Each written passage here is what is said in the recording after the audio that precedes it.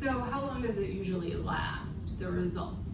It's not going to be a one-time treatment, but usually I do them once every 2 to 3 months. We'll see how you react to everything, and then the results are going to be years because it's your own fat. I think about it as exosomes, biostimulators, and PRP. So all these things are products that we put in our face to promote collagen synthesis.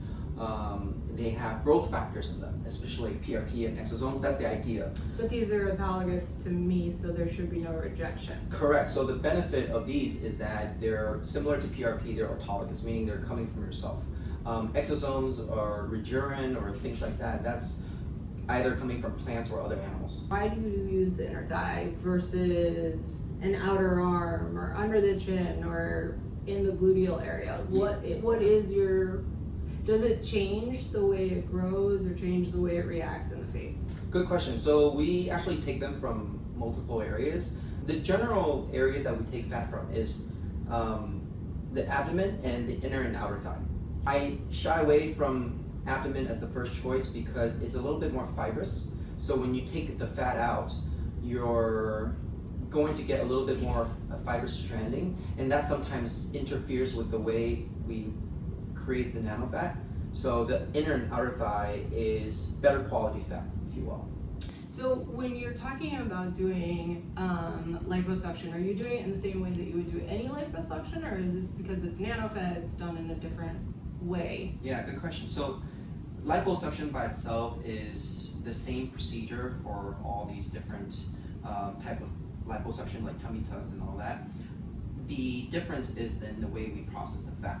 If the cannula size is bigger, then you get bigger chunks and the fat is less disturbed, if you will. So what we do to kind of kill all the fat cells to get the nanofat, which is the stem cell portion, is we pass them through these filters. These are one-time use. You'll see that these are, I think, 0.5 millimeters of filters in here. Once the fat passes through this, you get the nanofat portion in here, and that's the part where it's stem cell rich, growth factor rich. That's what we inject into the face. Is it the same risks then with shark bites that you hear about all the time with liposuction? The shark bite thing you're talking about is maybe like skin undulations.